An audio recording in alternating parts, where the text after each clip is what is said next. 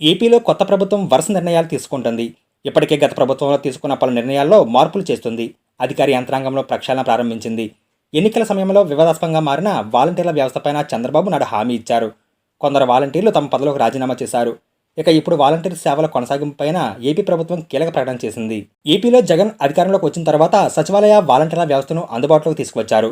వాలంటీర్లు వైసీపీకి అనుకూలంగా వ్యవహరిస్తున్నారని ప్రతిపక్షాలు అప్పట్లో ఆరోపించాయి. వాలంటీర్ల ద్వారా పెన్షన్ పంపిణీ సరికాదంటూ ఎన్నికల సంఘానికి ఫిర్యాదులు అందడంతో వారిని ఆ పంపిణీ నుంచి దూరం పెట్టారు. ఆ సమయంలో రాష్ట్ర వ్యాప్తంగా పలువురు వాలంటీర్లు తమ పదవులకు రాజీనామా చేశారు.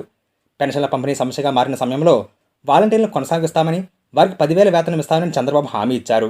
ఇప్పుడు టీడీపీ ప్రభుత్వం అధికారంలోకి వచ్చింది. చెప్పిన విధంగా పెన్షన్ 4,000కు పెంచుతూ ఆదేశాలు జారీ చేశారు. ఈ సమయంలో వాలంటీర్లను కొనసాగిస్తారా లేదా కొత్త వారి విషయంలో ఎలాంటి నిర్ణయం తీసుకుంటారన్నది చర్చగా మారింది.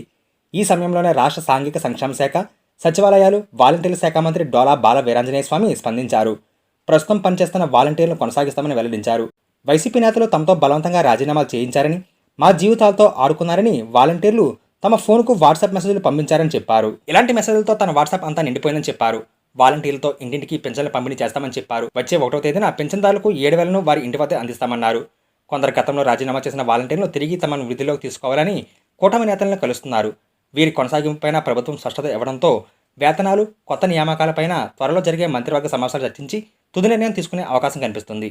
సచివాలయాలు, వార్డులు వాలంటీర్లు ప్రకటించిన వెంటనే నా ఫోన్, మెయిల్స్ మొత్తం నిండిపోయినాయి. నా ఫోను, నా వాట్సాప్లు నిండిపోయినాయి. మమ్మల్ని బలవంతంగా రాజీనామాలు చేశారు, మా జీవితాలతో ఆడుకున్నారని చెప్పేసి నాకు వాట్సాప్లో మెయిల్స్ వస్తామని. దాన్ని బట్టి ఒక్కసారి అర్థం చేసుకోండి. ప్రస్తుతం ఉన్న వాళ్ళు మేము కొనసాగిస్తున్నాం. మేము ఇంటి వద్దనే 1వ తారీఖు పెన్షన్లు పంపిణీ చేస్తాం. రేపు 1వ తారీఖున 7,000 రూపాయల పెన్షన్లు పంపిణీ చేస్తాం. వికలాంగులకైతే మేము 15,000 రూపాయలు పంపిణీ చేయబోతున్నాం. 100% వికలాంగుల వాళ్ళకి 10,000, అనారోగ్యంతో బాధపడుతున్నటువంటి వ్యక్తులు కూడా 10,000.